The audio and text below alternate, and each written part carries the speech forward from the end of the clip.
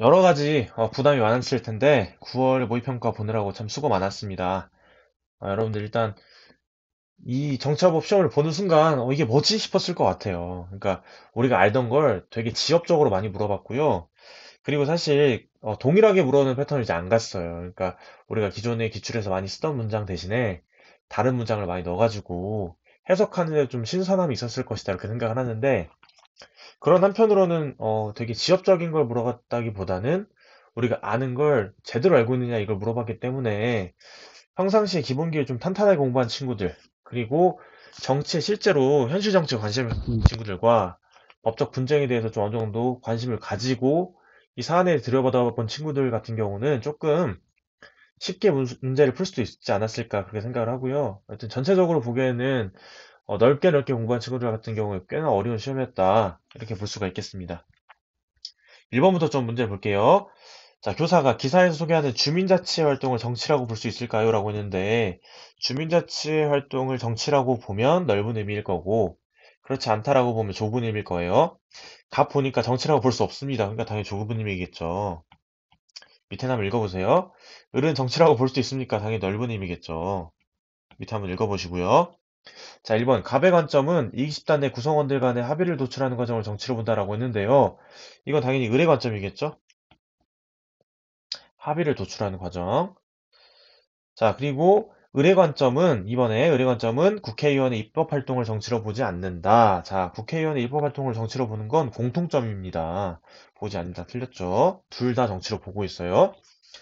3번에 갑의 관점은 의뢰 관점에 비해 다원화된 현대사회 정치 현상을 설명하기에 적합하다라고 했는데요. 반대죠? 그러니까 의뢰 관점은 갑의 관점에 비해서 적합하겠죠?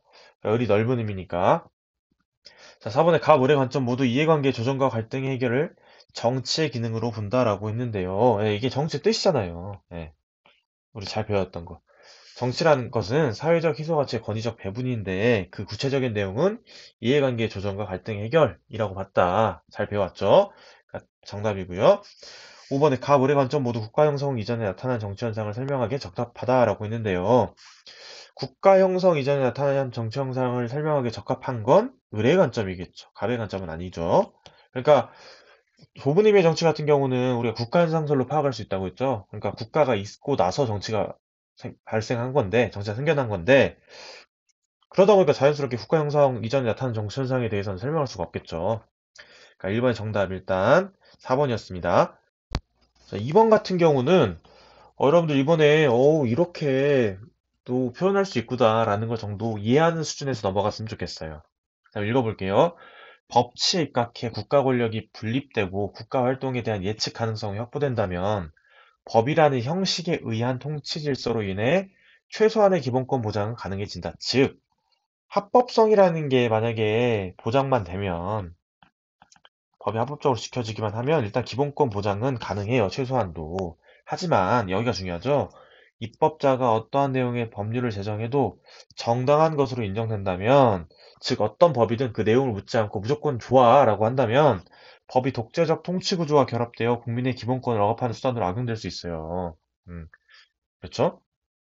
법의 지배가 아니고 법에 의한 통치가 되어버릴 수 있어요. 따라서 입법자가 법률을 제정함에 있어 그 목적과 내용이 인간의 존엄과 가치를 보장하는 헌법의 이념에 부합하도록 해야 인류가 오랫동안 꿈꿔왔던 법치의 이념이 성취될 수 있습니다. 즉, 헌법의 이념에 부합하도록 하는 것, 인간의 존엄과 가치를 보장하도록 하는 게 우리가 정의를 따른다. 즉, 실질적 정당성을 물어본다라는 내용이니까, 아, 실질적 법치주의에 대한 내용이구나. 라는 걸 이해할 수 있어야 됩니다. 자, 기억. 법은 기본권을 침해하지 않는 범위 내에서 실질적 정당성이 인정된다고 본다. 그렇죠. 근데 이 문장 자체도 되게 생소했을 거예요. 기본권을 침해하지 않는 범위 내에서 실질적 정당성이 인정되죠.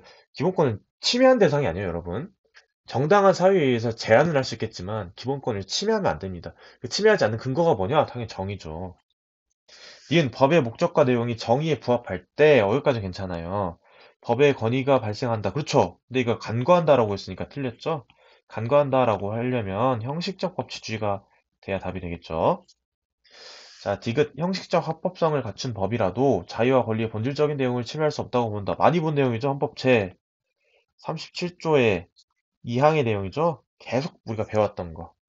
맞는 내용. 답이 2번이네요, 일단. 법에 근거하여 국가 권력의 행사가 이루어지기만 하면 기본권이 실질적으로 보장된다고 본다. 자, 법에 근거해서 국가 권력이 행사될지라도 이게 정당하지 않다면 기본권 실질적 보장이 안 되겠죠? 그러니까 틀린 내용이고요. 자, 3번 내용은 되게 간단해서요. 자, 공통적으로 수여받은 기본권 유형입니다.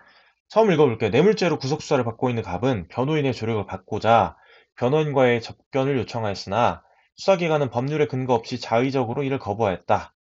자, 다큐멘터리 영화를 제작한 을은 영화관에서 이를 상영하고자 했으나 정부기관 헌법에서 금지하는 사전 검열을 통해서 정당한 이유 없이 영화 상영을 불허하였다. 자, 어떤 기본권이 침해됐을까요, 여러분? 변호인의 조력을 받고자 변호인과 접견을 요청했으나, 자, 법률에 근거 없이 자의적으로 거부한 거 자유권 침해됐죠? 그 다음에 언론, 출판, 집회, 결사의 자유 밑에 건 침해했죠? 그러니까 자유권 침해입니다, 여러분. 사전검열제도. 자, 1번 다른 기본권을 보장하기 위한 수단적 권리, 이건 청구권이죠? 자, 실질적 평등을 위해 등장한 현대적 권리, 사유권이죠? 국가의 정치 과정에 참여할 수 있는 운동적 권리는 참정권일 거고, 인간다운 생활을 국가에 요구할 수 있는 적극적 권리, 사유권이죠. 국가 권력의 간섭이나 침해를 받지 않을 방어적 권리, 이게 바로 자유권이죠. 그러니까 답이 5번이었습니다. 자, 4, 5번을 묶었는데요. 아주 좋은 문제라고 생각을 해요, 여러분. 일단 이 A, B, C, D, E 찾는 거 여러분들 잘 했을지 한번 봐볼게요. A, B, C, D 찾는 거 우리 참 지겹긴 한데 그래도 한번 의미가 있으니까 보도록 하겠습니다. 자, A의 장, A의 장이죠. A의 장 하면 떠오르는 게 뭐 여러 가지 있을 수 있어요. 뭐 대법원도 떠오를 수 있고, 뭐 헌법재판소도 떠오를 수 있고 등등 한데 어쨌든 갑을 B의 재판관으로 자 우리 이 다도 잘 기억하라고 했죠. 지명. 자 누군가 누구의 재판관을 지명했다는 거는 A는 뭐로 볼 수 있냐면 대법원장이죠. 대법원장이 지명하는 그 재판관이 누구였을 거라고 우리 배웠냐면 헌재 헌법재판소의 재판관 3명을 지명하고 궁극적으로 대통령이 임명하게 되잖아요. 그죠? 자, 지명하고 C에게 자, 현직 법관인 을을 대법관 후보자로 임명 제청했어요. 대법관 후보자로 임명 제청 누구한테 하냐면 대통령한테 하겠죠. 그러니까 C가 대통령이 될 거고. 벌써 이 문장 읽고 이미 ABC가 나왔어야 돼요, 여러분. 자, 이후 D는 을에 대한 임명 동의안과 자, 임명 동의안을 처리하는 데는 당연히 어디겠어요? 국회죠. 그죠? 국무위원 임명 제청권자인 자, 국무위원을 임명해달라고 요청하는 사람 누구냐면 국무총리죠, 당연히. 다 나왔네. 그죠?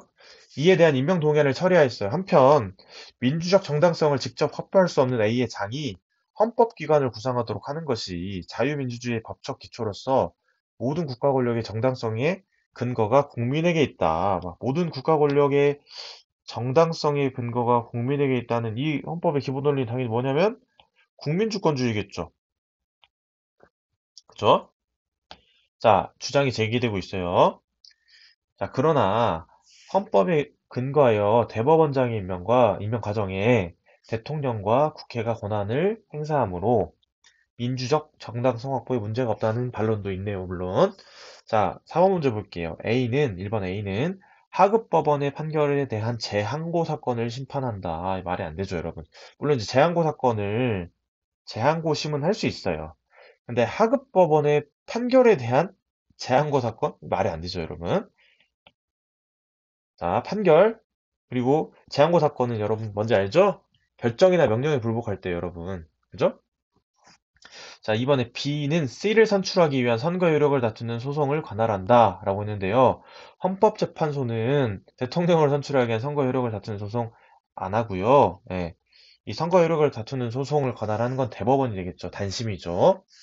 자, 3번에 C는 정부가 제출한 법률안을 D의 본회의에 직권 상정할 수 있다라고 했는데요. 여러분, 사실은 이거 교육과정에서 요새는 잘 묻지 않는 부분이고요. 이게 이 선지가 왜 나왔는지 저는 잘 모르겠어요. 그러니까 예전에 기출 경향을 반영하면 이게 나왔어야 되는데 최근에는 여러분 알다시피 이 직권 상정에 관한 부분이 좀 빠져 있는데 어쨌든 TMI지만 좀 설명을 드릴게요. 일단 문제에 나왔으니까. 자, 대통령 이 3번을 그대로 해석하면 C는 정부가 제출한 법률안을 국회 본회의 직권 상정할 수 있다라고 했는데 이거 사실은 국회의장의 권한입니다. 그리고 교육과정 범위 밖의 내용이라서 여러분 굳이 알 필요도 없는 내용인데 이왕 나왔으니까 이 직권 상정이라는 거는 국회의장이 할 수 있구나. 근데 이 국회의장은 사실 여러분 우리나라 국회의장은 캐스팅 보트의 권한이 없어요. 즉 가부동수일 때 내가 이거 A 아닌 B를 선택해야 되는데 A 선택하면 A가 의결되고 이런 거 없다는 거죠. 4번에 D는 의장 1인과 부의장 1인, 2인을 선출한다. 이거 수업 시간에 많이 해서 알 거예요, 여러분. 자, 의장은 보통 1당이 가져가고 당적이 없다고 했죠. 임기 2년에 의장 1명, 부의장 2명. 부의장은 보통 2당 3당 순서대로 가져간다라고 얘기를 했었어요. 자, 그죠? 그러니까 이것도 사실은 현실 정치에 관심 있는 친구들 어느 정도 잘 풀었을 거라고 생각을 해요. 자, 5번에 E는 D와 달리 국무위원회 해임을 C에게 건의할 수 있다라고 했는데요. 이걸 해석해보면 국무총리는 국회와 달리 국무위원회 해임을 C에게 건의할 수 있다. 대통령에 건의할 수 있다라고 했는데 둘 다 건의할 수 있습니다. 달리가 틀렸죠? 일단 답이 4번이었습니다. 5번 문제는 헌법의 기본을 약간 국민주권주의였죠? 이거 찾으라는 문제예요. 어렵지 않습니다. 1번은 국가가 경제민주화를 위하여 경제에 관한 규제와 조정을 할 수 있는 토대가 된다. 이거 복지국가 원리죠? 이번에 근대 자유방위적 시장경제 발전 과정에서 나타난 결함을 극복하기 위해서 등장하였다. 복지국가의 원리죠? 3번은 국가의사를 최종적으로 결정할 수 있는 최고의 권력을 국민이 보유하고 있다. 자, 이게 바로 국민주권주의잖아요. 답이 3번이었네요.